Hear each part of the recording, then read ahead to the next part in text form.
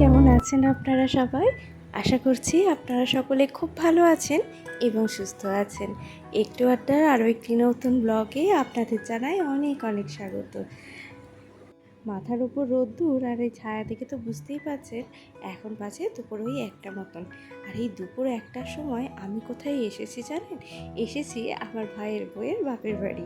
আসলে ওর সাথে আমার সম্পর্কটা ঠিক ওই ননদ ভাজের মতন নয়, আমরা খুব ভালো কিন্তু বন্ধু। আর ও আমাকে ফোন করে বললো যে দিদি গাছে বেশ সুন্দর কাঁঠাল পেকেছে, তুমি শিগগির চলে এসো। আর আমার মা যেহেতু কাঁঠাল খেতে খুব ভালোবাসেন, সেই কারণে ও পাঠিয়ে দিয়েছিল বড় মার জন্য কাঁঠাল। সেই আনতেই দুপুর 1টার সময় চলে গেছি রিমিদের বাড়ি। ওদের বাড়িতে কিন্তু প্রচুর কাঁঠাল গাছ আছে, মানে এই একটা বাড়িতে ধরুন 5 থেকে 6টা কাঁঠাল গাছ আছে। কোনো কাঁঠাল গাছটাতে এঁচড় হয় খুব সুন্দর, বা কোনোটাতে গলা কাঁঠাল, আবার হয়তো কোনোটাতে খাজা কাঁঠাল। আর আমার মা কাঁঠাল খেতে ভীষণ ভালোবাসে, তাও আবার একদম গলা কাঁঠাল। আর ওদের বাড়িতে এই গলা কাঁঠালের খবর পেয়ে মা রিমিকে বলেছিল কাঁঠাল পাকলেই আমাকে একটা পাঠিয়ে দিতে। সেই কারণে গাছের প্রথম কাঁঠালটা ও একদম ওর বড় মার নামেই রেখে দিয়েছে। এই দেখুন 2টো কাঁঠাল পেড়ে রেখেছে, আর সেটাই এখন বস্তাবন্দি হচ্ছে।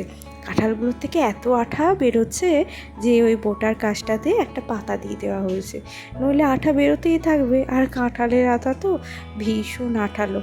এই যে এবার আমরা দুজনেই কিন্তু বেরিয়ে পড়েছি। দুপুরবেলায় গল্প করতে করতে হঠাৎ প্ল্যান হয়ে গেল, চল মেলা দেখে আসি।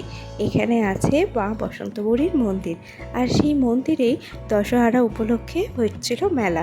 আজকে যদিও দশহরার পরের দিন, মানে আমার ব্লগটা আপলোড করতে বেশ অনেকটাই দেরি হয়ে গেছে। আর এই দেখুন রাস্তার চারিদিকে কিন্তু মেলায় মেলা, আর এই মেলা দেখতে কিন্তু ভীষণ ভালো লাগে। আর এই যে বসন্ত বুড়ি মায়ের কাছে ঢোকার এটা হলো গেট। একদিকে আছে কোল্ড স্টোরেজ, আর একদিকে হচ্ছে এরকম ছায়া ঘেরা একটা রাস্তা। রাস্তার ধারে ধারে সারি সারি গাছপালা, এত মনোরম পরিবেশ। আর জানেন তো, এই রাস্তার থেকে মায়ের মন্দির পর্যন্ত বসন্ত উৎসবের সময়, এমনকি এটা প্রত্যেক বছরই সকলে মিলে আলপনা দিয়ে দেয়, যে যার নিজের মতন।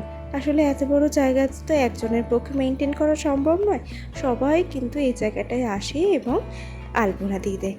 এই যে ঢুকেই বাবা ভোলেনাথের মূর্তি রয়েছে এখানে, আর একদিকে রয়েছে বজরংবলীর মূর্তি। আর এই যে দেখুন এটা হলো এই মা বসন্ত বুড়ির তলার এই প্রাঙ্গণ, অসম্ভব সুন্দর জানেন। কিন্তু এই দশহরার জন্য চারিদিকে না প্রচুর কাগজ আর প্যাকেট পড়ে রয়েছে। ওই মেলা বসেছিল, সেগুলো মনে হয় এখনও পরিষ্কার করা হয়নি। তবে এই জায়গাটা কিন্তু এতটা নোংরা থাকে না। দেখুন চারিদিকের পরিবেশটা কি সুন্দর, আর এই সময় বিকেলের পড়ন্ত রোদে যেন আরও সুন্দর লাগছিল। এই জায়গাটা তো তুলসীর বনে একদম ভর্তি। আর জবা গাছটা দেখুন, লাল জবা আর সাদা আর সবুজ পাতা। আর এদিকটা ফাঁকা মাঠ, আর মাঠের ধারে রয়েছে একটা বেশ বড় পুকুর। আর এই যে 2টো হরি মন্দির রয়েছে, একটা তো হরি মন্দির, আর একটাও নিশ্চয়ই কোনো একটা মন্দির, কিন্তু এখানে হরি গাছ ছিল না।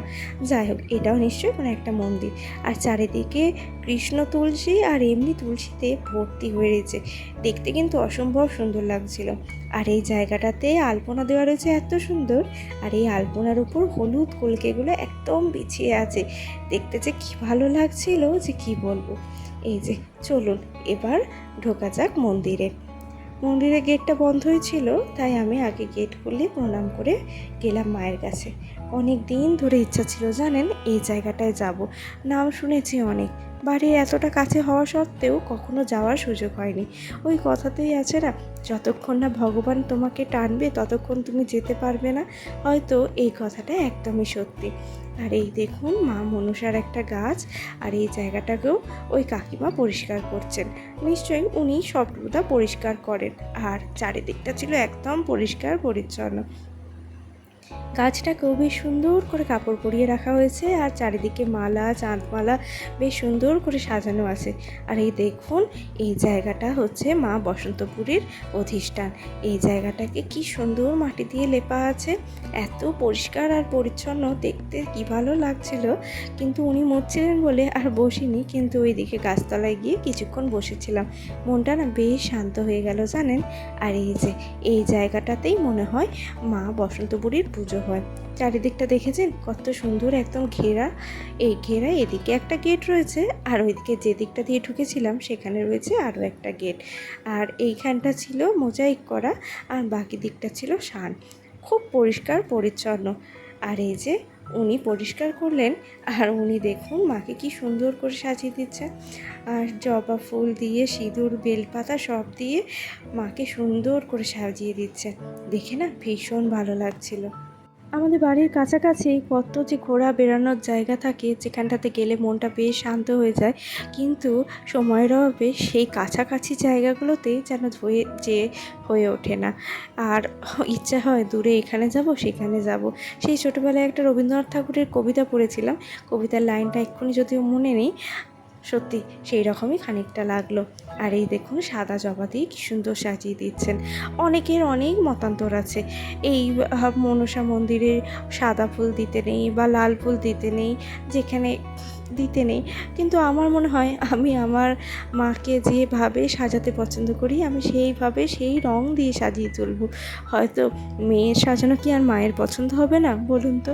আর এই যে এরপর মন্দির থেকে বেরিয়ে এসেছি আর এই মন্দিরের প্রাঙ্গণেই বসেছিল বেশ কিছু মেলা, আর চলে এসেছিলাম এখানে একটু মেলা দেখতে।